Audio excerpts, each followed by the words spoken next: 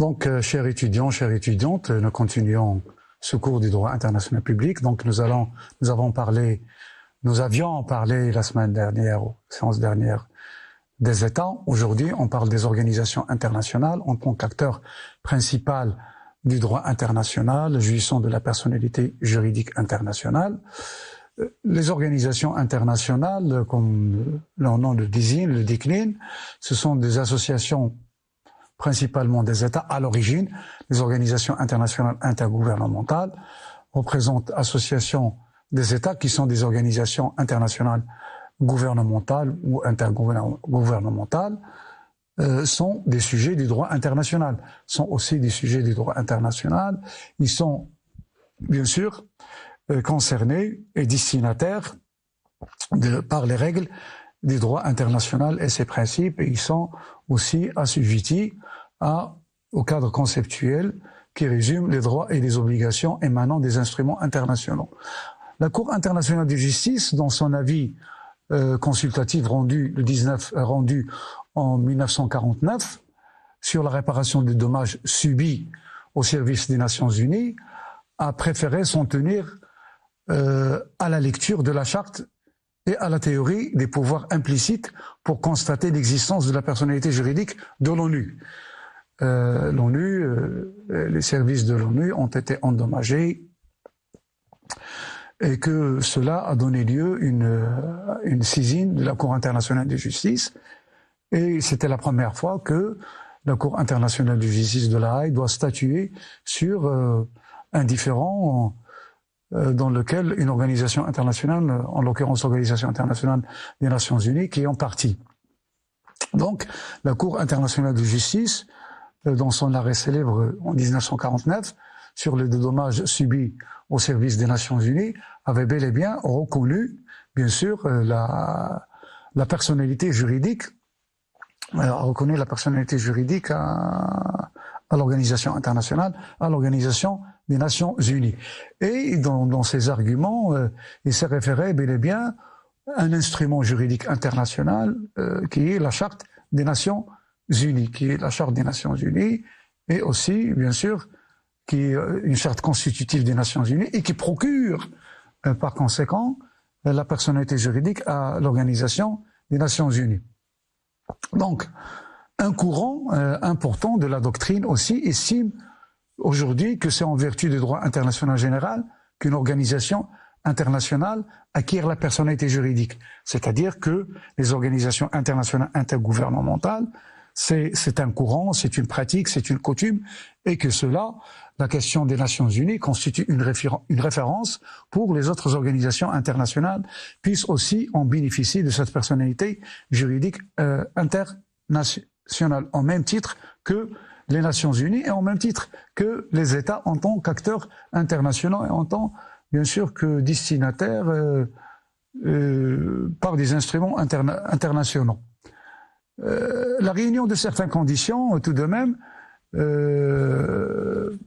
dans l'organisation internationale, lors de sa création, que ce soit par le traité ou par un accord, par une convention, sont très déterminants.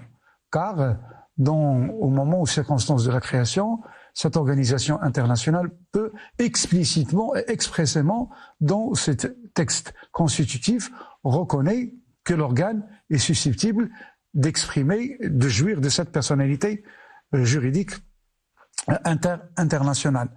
Une coutume, bien sûr, internationale du même genre, générée par la pratique des États, parce que la pratique des États aussi avait aidé à ce que certaines organisations internationales puissent jouir de cette personnalité juridique internationale en reconnaissant des organisations internationales, leur fonctionnement, les rapports que les États établissent avec ces organisations déclinent qu'ils disposent d'une personnalité juridique internationale avec des droits et des obligations, et que parfois il y a même des immunités et des privilèges pour ces lieux, pour ces buildings et aussi pour les personnes, c'est-à-dire pour ces fonctionnaires. Donc, l'exemple du Comité international de la Croix-Rouge, etc. Donc, il existe un certain nombre d'exemples. Il existe aussi des sujets qui acquiert cette qualité en vertu du droit international lorsque diverses conditions sont réunies. Lorsque diverses conditions sont réunies, la reconnaissance, la création, la fonctionnalité, la réalité, l'importance. Donc, un certain nombre de conditions peuvent aider davantage à ce que une organisation internationale peut jouir de cette personnalité internationale et être sujet de droit international et être, bien sûr, destiné par une règle ou une norme émanant d'instruments internationaux. Donc ce sont des entités politiques à vocation étatique d'une part, et d'autre part, des associations d'États peuvent aussi avoir cette personnalité juridique internationale. Bon, on pourrait, dans une certaine mesure, citer le cas de l'Union européenne, on pourrait citer le cas d'un certain nombre d'organisations internationales. De plus, dans de rares cas, une norme coutumière spécifique attribue la personnalité juridique à une entité particulière. Bon, il se trouve, par exemple, certaines organisations internationales non gouvernementales particulièrement, qui opèrent dans le domaine de l'environnement, des droits de l'homme, ou par la pratique, du fait de la pratique, la coutume installée et l'acceptation de ces acteurs internationaux en matière de droits et d'obligations leur procure implicitement cette personnalité juridique internationale. Mais il faut catégoriser entre les organisations intergouvernementales, les organisations non gouvernementales et les conditions, bien sûr, que je viens de citer, d'acquisition contenues dans le dispositif constitutif ou par la pratique ou par la coutume et par n'importe quelle conditions qui favorisent davantage le renforcement et la jouissance de la personnalité juridique d'une organisation internationale, que ce soit gouvernementale ou non gouvernementale. Donc, ceci dit, le droit international classique, il est très ferme en ce qui concerne la jouissance de cette personnalité juridique internationale, malgré que les sujets du droit international sont divers, il existe une diversité, mais pour ce qui est de la personnalité juridique internationale stricto sensu, proprement dit, la doctrine internationale avait prescrit certaines conditions déterminées pour qu'un acteur international jouisse de cette personnalité juridique internationale. Tout d'abord, comme j'ai dit tout à l'heure, la possibilité et la capacité sont trois capacités, généralement, la capacité internationale, la capacité de la conclusion des traités,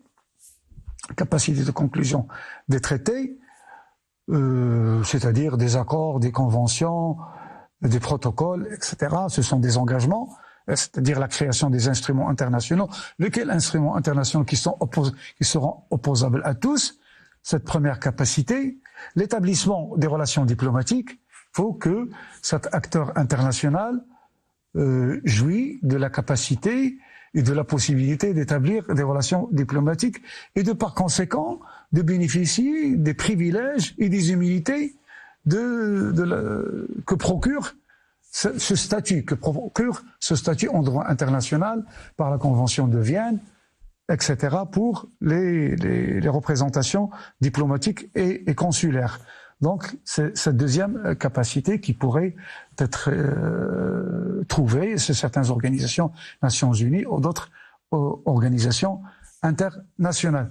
Participer, troisième capacité, c'est aussi participer aux mécanismes généraux de la responsabilité internationale.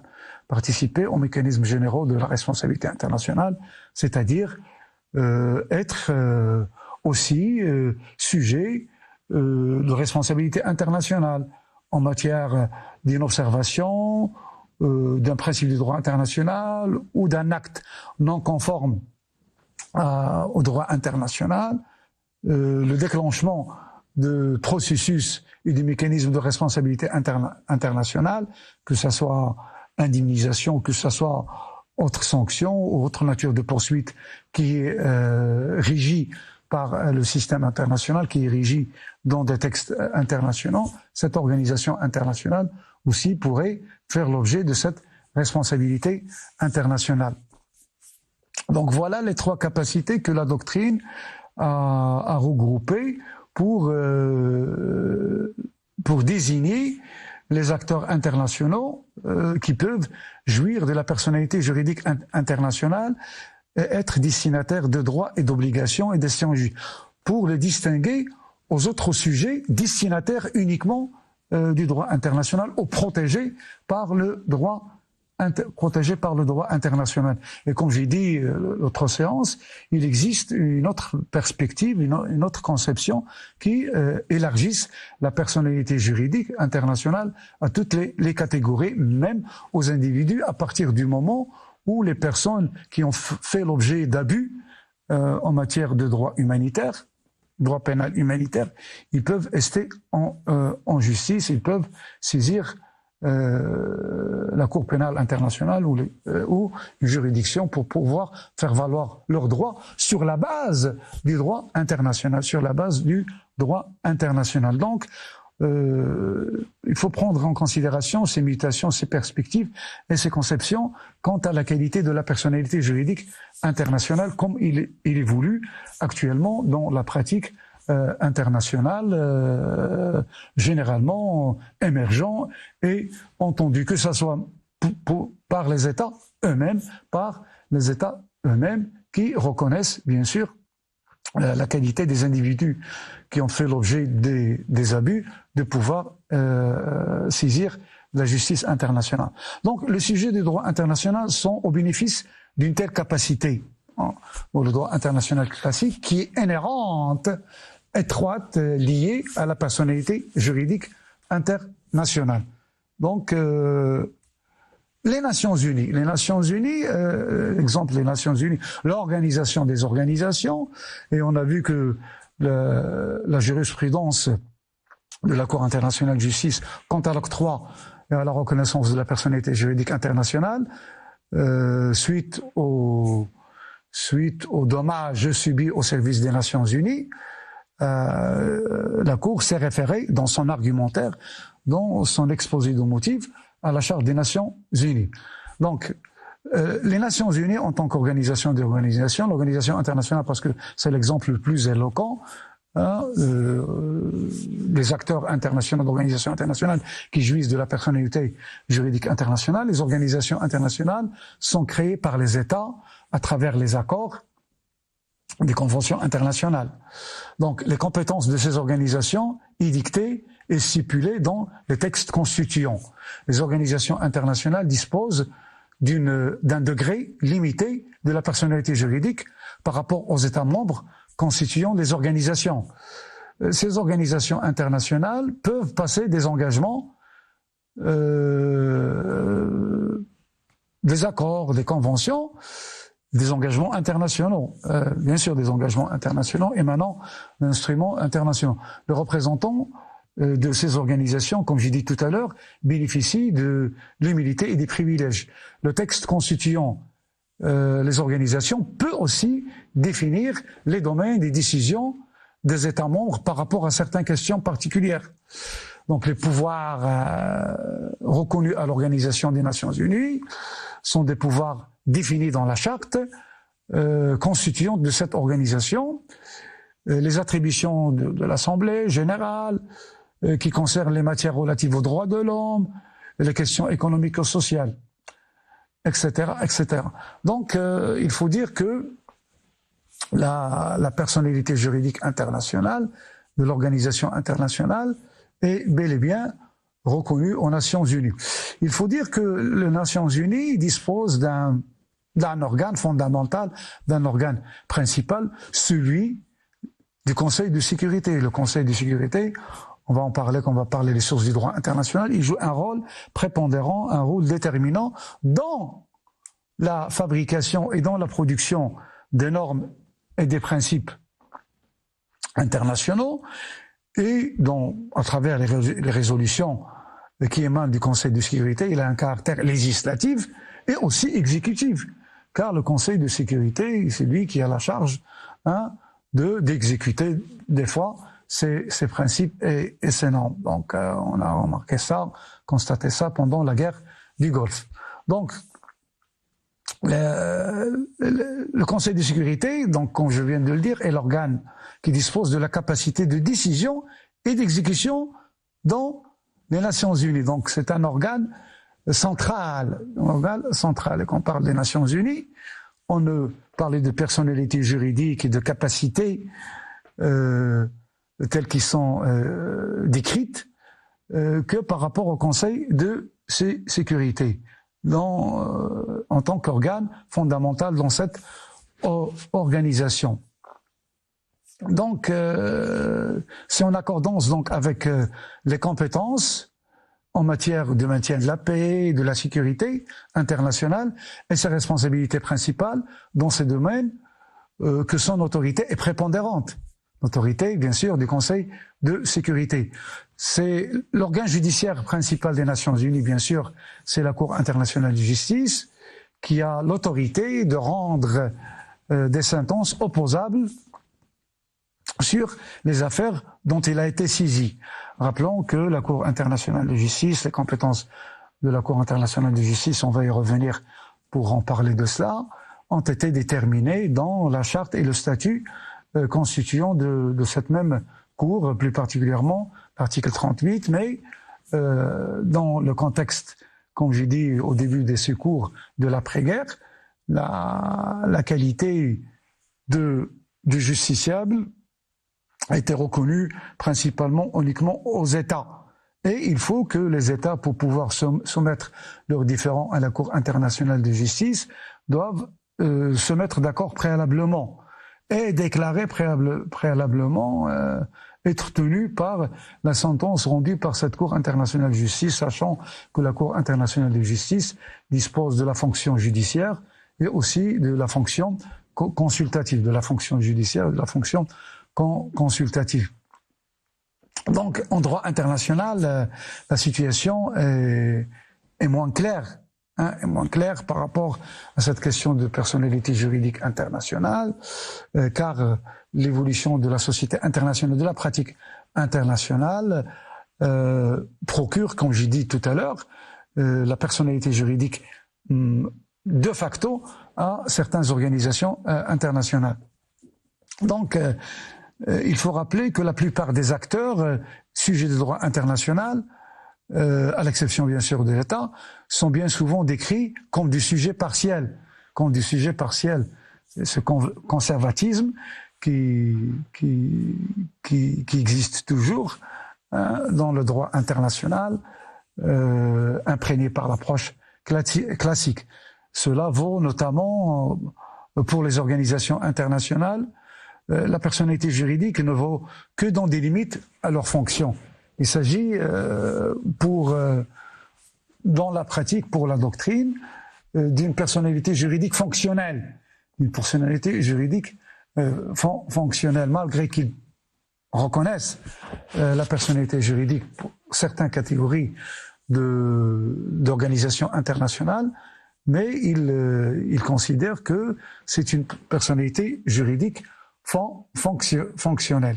Donc, ceci dit, les personnes privées, que ce soit morale ou physique, aussi peuvent avoir cette personnalité juridique internationale. Comme j'ai dit, on a généralement, les individus ne sont pas perçus en tant que tels dans le droit international classique, mais dans une certaine mesure, compte tenu de l'évolution, comme j'ai dit, dans le droit humanitaire, ils disposent de cette personnalité juridique aux destinataires, dans le sens où ils sont destinataires et protégés par le droit international, par des textes internationaux.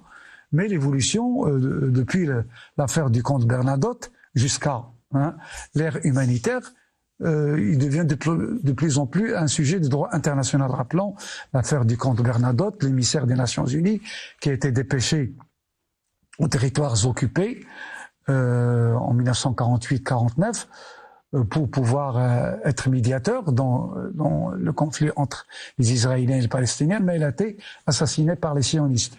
Donc son assassinat a donné lieu à un débat.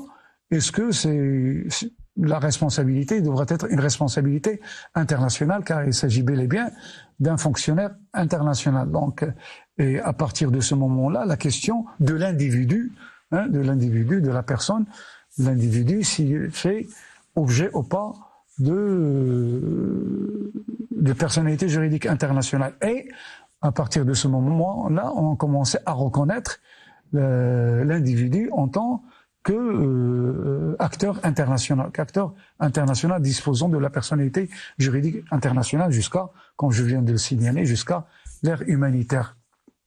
Donc, le rapport de l'individu avec des États, classiquement, se faisait à travers, et se fait assez souvent, par le lien de la nationalité.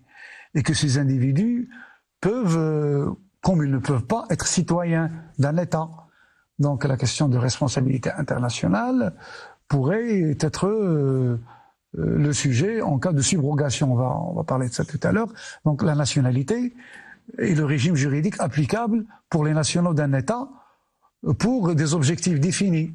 Donc chaque État dispose d'un pouvoir discrétionnaire, tout d'abord pour déterminer les conditions de l'acquisition de cette nationalité, et d'une manière générale, la nationalité résulte du droit du sang, parfois du droit du sol, autrement dit, avoir l'un des parents de la nationalité de l'État ou être né sur le sol de cette nationalité. Il se trouve qu'il existe d'autres moyens d'acquisition de nationalité, l'exemple de l'adoption ou de la naturalisation.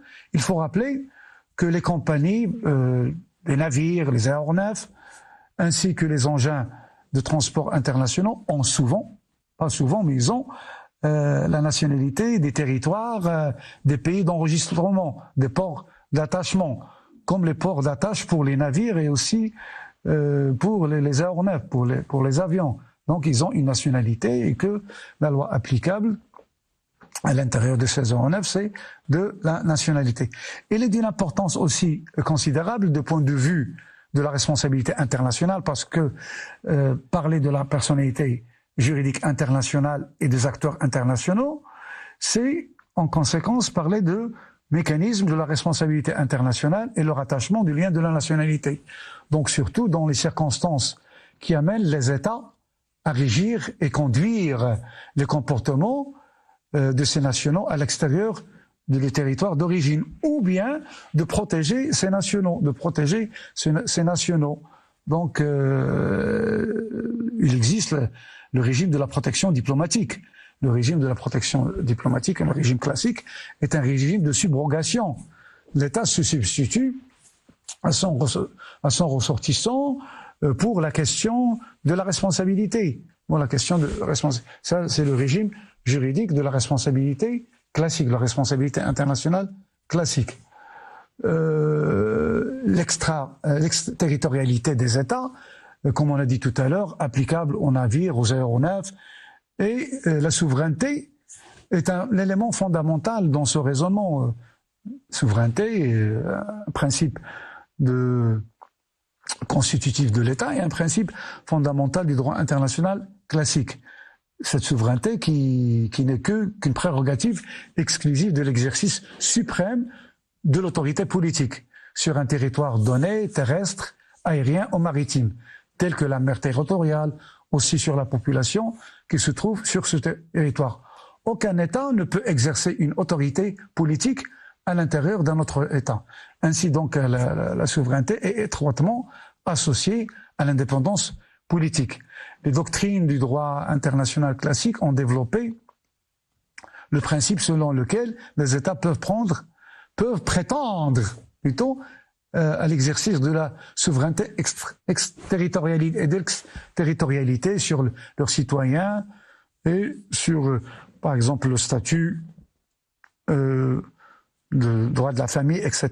Dans certains droits, même dans certaines mesures, certains droits. Donc ces doctrines faisaient allusion aux actes de découverte, d'occupation, etc. Donc durant la période coloniale, certains États occidentaux ont prétendu la souveraineté sur des territoires conquis. Et cela, c'est un droit international classique, plus ou moins imprégné par ces circonstances historiques, contrairement à un droit international émergent. Donc il faut dire que les attributs de la souveraineté permettent à l'État d'expulser n'importe quel étranger, selon son appréciation, surtout les étrangers qui cherchent à résider illégalement ou qui ont tendance à nuire à cet État. Donc la souveraineté exclusive exercée par l'État sur sa mer territoriale, sur l'air sursageant, pourrait être grevée par le droit de passage des étrangers. Donc, droit de passage reconnu dans la Convention internationale de la mer ou dans les dispositions du droit international de l'air, en l'occurrence Convention de l'OACI, etc.